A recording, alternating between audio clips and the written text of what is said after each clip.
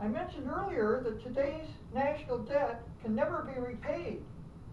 That being so, that leaves only two options for dealing with it: default or discharge. Default is a refusal to pay, a restructured default being a refusal to pay in full but making partial payment.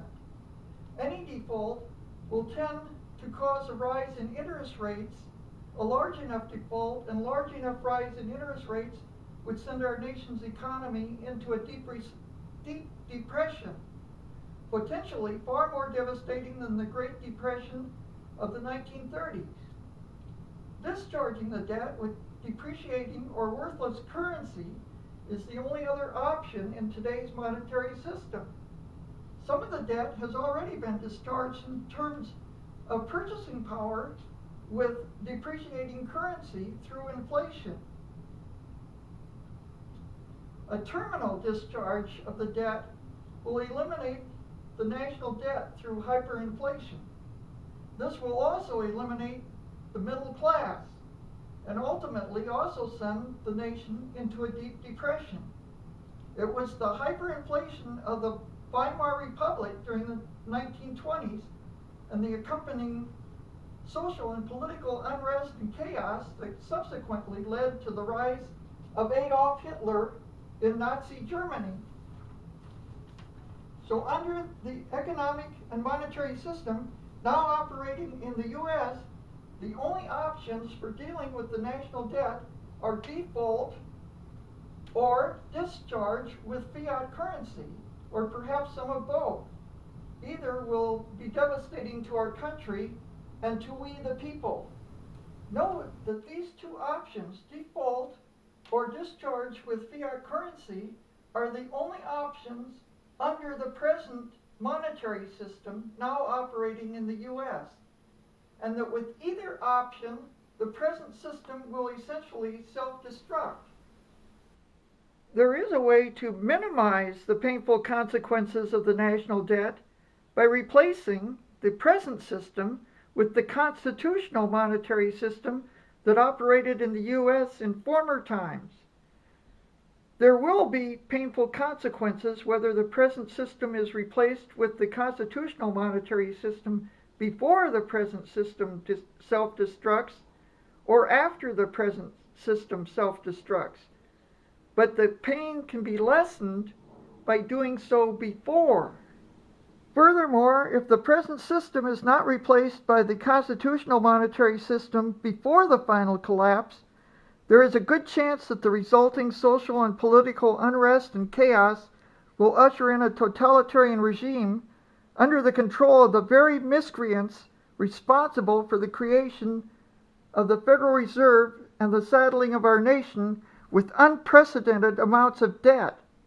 A totalitarian regime that will use every means at its disposal to crush any attempt at reasserting our constitutional system of government and guaranteed rights and its constitutional monetary system.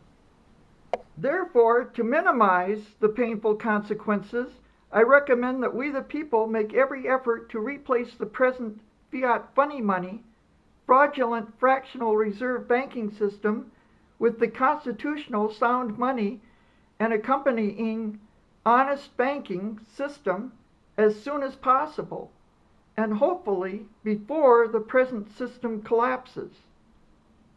This brings us to the question, how do we replace the present corrupt system with the constitutional money and banking system? A first step to phasing out the Federal Reserve System and its pernicious fiat debt money would be to enact legislation similar to former Congressman Ron Paul's Free Competition and Currency Act of 2009, which would 1. Repeal or expunge the unconstitutional legal tender laws, and 2. Would prohibit taxation, including so-called capital gains tax or sales tax, on certain coins and bullion, including constitutional money and tender, i.e. gold and silver coin. And 3. would repeal certain other sections of the U.S. Code related to coinage. The states respectively possess sufficient powers under Article 1, Section 10, Clause 1, with respect to the prohibition against any state making anything but gold and silver coin a tender in payment of debts, and under their essential sovereign functions under the 10th Amendment, and under their reserved powers of nullification and interposition to reintroduce constitutional money and tender, i.e. gold and silver coin, into their own financial transactions to shield their state and local governments and their populations from some of the chaos and disruptions from the collapse of the present economic system. But for whatever reasons, the states have been strangely and notoriously reluctant to assert these powers and to actually reintroduce constitutional gold and silver coin money and tender into their financial transactions. Passage of legislation similar to Ron Paul's Free Competition in Currency Act might help some or all of the states overcome their long-standing reticence and timidity in this matter. Regardless of whether any of the states respectively take such initiative or not, ultimately the national legislators in La La Land on the Potomac need to take their oath of office seriously and enact a comprehensive monetary reform act and a comprehensive banking reform act to return the United States to a constitutional system of sound money and honest banking. I have here 2 pages of features of such a comprehensive monetary reform act and 2 pages of features of such a comprehensive banking reform act.